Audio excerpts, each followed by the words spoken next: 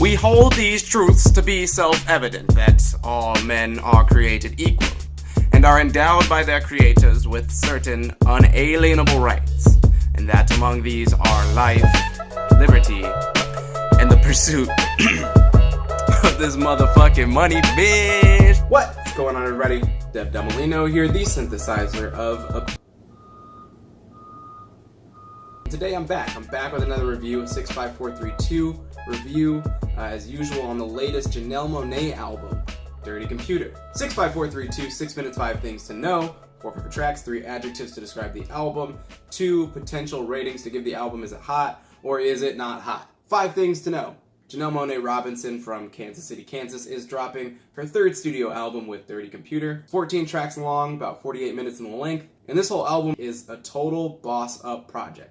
This album has been largely written and in some ways produced by Janelle Monae. It was executive produced in large part by Janelle Monae. Recorded in Wonderland Studios, published by Wonderland Recordings, both owned and operated by, you guessed it, Janelle Monae. And there is a quote-unquote emotion picture movie to go along with the music on the album. Now, let's roll some sleeves up, let's get loose, and let's talk about some 4 favorite tracks. Starting down at the bottom at number 4 is the song Dirty Computer featuring Brian Wilson. This track opens up the album with some very pretty a cappella vocals and sort of amounts to a bit of a build-up. Something just sort of sat nicely with me about this opening track and the way it just kind of rolls out the red carpet for this pretty enjoyable album. Moving ahead to number 3, Take a Byte. One of many things that I really enjoyed about this song that speaks volumes to something I enjoyed about the album is how this song creates something both new and old and futuristic. The instruments played on Take a Byte clearly have this retro vibe to them, and I think that's mainly in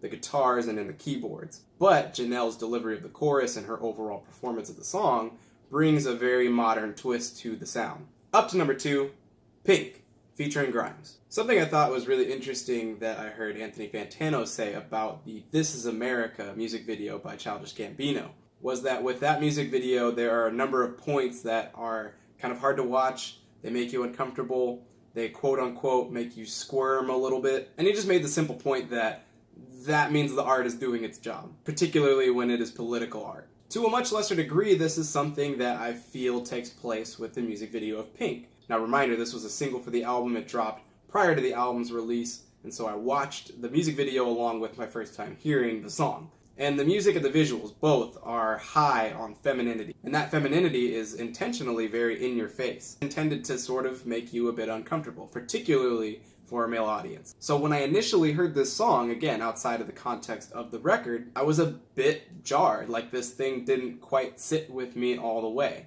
I liked it, but I wasn't really sure how to feel about it. And by way of hearing the record, watching the movie, listening to the song again and again and again, I find myself passionately enjoying this track. This song has a 2-toned tune to it, one part being very artsy and minimalistic, the other part being very sunny, summery, loud, and carefree. Beyond that, the lyrics speak truth to power, and at the end of the song there's this adage about, at the end of the day, on the inside, we're all just pink, no matter who we are or where we come from. And I thought that was pretty fucking cute. Okay, number 1 favorite song on the album, my personal favorite, the one I thought was the best, Screwed, featuring Zoe Kravitz. My enjoyment of this song, a little more straightforward than Pynk.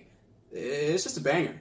It's just the carefree attitude that emits off of the song is so vibrant, it's so vivid. I didn't have to watch the movie in order to capture this indulgent and fun and almost forbidden feeling that is, again, very palpable just through the music. And this hook, let's get screwed! I don't care! Holy fucking shit, this thing is so catchy. Anyways, yeah, that's the best song on the album. Now, 3 adjectives to describe Dirty Computer by Janelle Monae. The first I'm going to say is sunny. Sunny in the sense of bright. And again, this album is all about unshackling yourself from the norm, liberating yourself, breaking the rules. And what this album chooses to do at a number of points is highlight the brighter, funner, more exhilarating parts of that process. Number 2, indulgent. So much of the ethos of this record is dedicated to liberating oneself, particularly for women, particularly for people across the queer spectrum. Part of that is just letting that freak flag fly. The music video for Make Me Feel is so sexually charged. It's so in your face,